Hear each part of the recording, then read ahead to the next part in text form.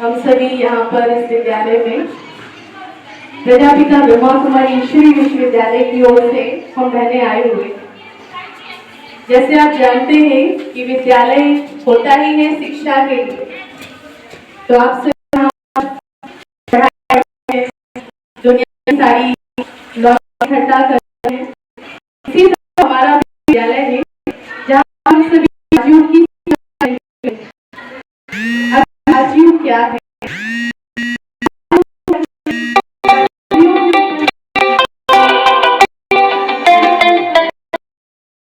सकारात्मक कार्यों में लगाएं और समाज के लिए देश के लिए कुछ ऐसे कार्य करें जिससे देश बढ़े, हमारे समाज में आध्यात्मिक उन्नति हो, हमारा समाज श्रेष्ठ बने।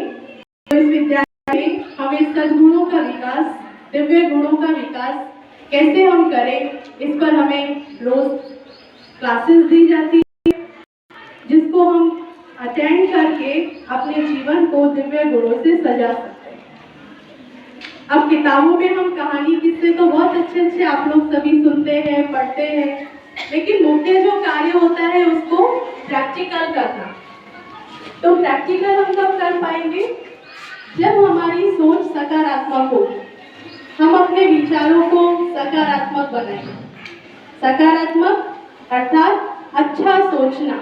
हर परिस्थिति में, कैसी भी परिस्थिति हमारे सामने आए, लेकिन हमें हर समय अच्छा ही सोचना है। तो जैसे हमारे यहाँ विद्यालय में आप लोग खेलकूद करते हैं, तो एक बार प्रैक्टिकल कराया गया। हम लोगों के यहाँ भी हम सभी जाते हैं, बच्चों को क्लासेस कराते हैं, तो एक बार प्रैक्टिकल किया गया कि प्रैक्टिकल क्या है, जैसे मुस्कुराना होता है ना। अभी आप देखो ऐसे बैठो, आप अपनी फोटो खींचो तब कैसी आएगी, और आप थोड़ी सी स्माइल कर दो तो कैसी फोटो आएगी, सुंदर हो जाता है ना व्यक्ति, उसका मुखड़ा खिल जाता है। और आप जब मुस्कुराते हैं तो आपको देख करके दूसरा भी मुस्कुरा देता है। तो एक बार टीचर ने प्रैक्टिकल किया, 2 बच्चों को बुलाया और दोनों को कुछ फूल दिए।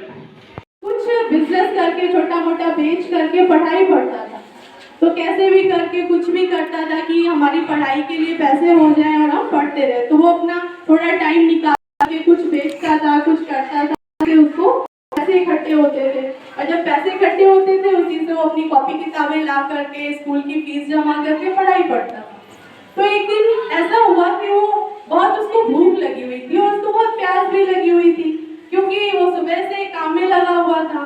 और एक घर के सामने गया और उसने नॉक किया उसको, तो एक माताजी बाहर आई। तो उसने, उस बच्चे ने उनको सामान दिखाया कि माताजी ये सामान मैं सेल कर रहा हूँ, आप इसे खरीद लो। तो माताजी को दया आई कि ये बच्चा तो बेचारा गरीब लग रहा है, चलो इसका हम सामान ले लेते हैं। लेकिन उसकी दशा देखकर उस माता को बहुत रहम आया, तो उसने सोचा चलो इसको कुछ खाना भी खिला देते। लेकिन बच्चा तो बड़ा स्वाभिमानी था, उसने कहा नहीं, आप पहले ये सारा सामान खरीदो, मैं आप अगर आप मुझे खाना दोगे तो मैं आपको पैसा दूंगा। तो उसने कहा कि ये तो, इसको मैंने तो इतने पैसे भी नहीं दिए इसके सामान के, और ये मैं खाना खिलाऊं तो ये मुझे पैसा देगा। तो उसने कहा अच्छा तुम कुछ पियोगे, खाना नहीं खाओगे? तो उसने कहा ठीक है।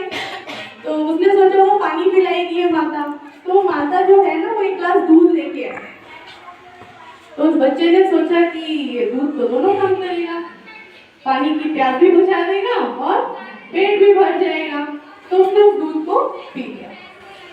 और समय बीतता गया, तो एक बार वो माता बहुत बीमार हो गई। कुछ सालों बाद जब वो बुजुर्ग हो गई, वो माता बीमार हो गई और एक बड़े हॉस्पिटल में उसको एडमिट कराया गया।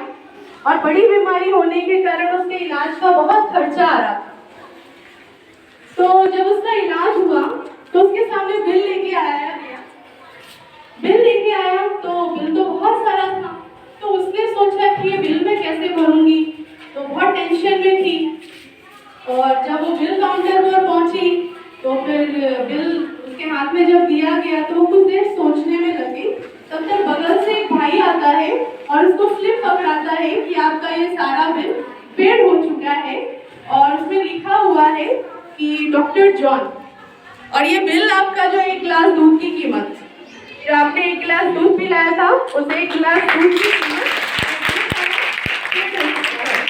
तो देखिए एक दूर वो डॉग से कितना परोपकार था, कितना हमें उसका फल मिलता है, कब मिलता है, कहाँ मिलता है, ये हमें कभी भी पता नहीं होता है। इसलिए कभी भी कोई अच्छे कार्य करने में कभी भी पीछे नहीं हटना चाहिए।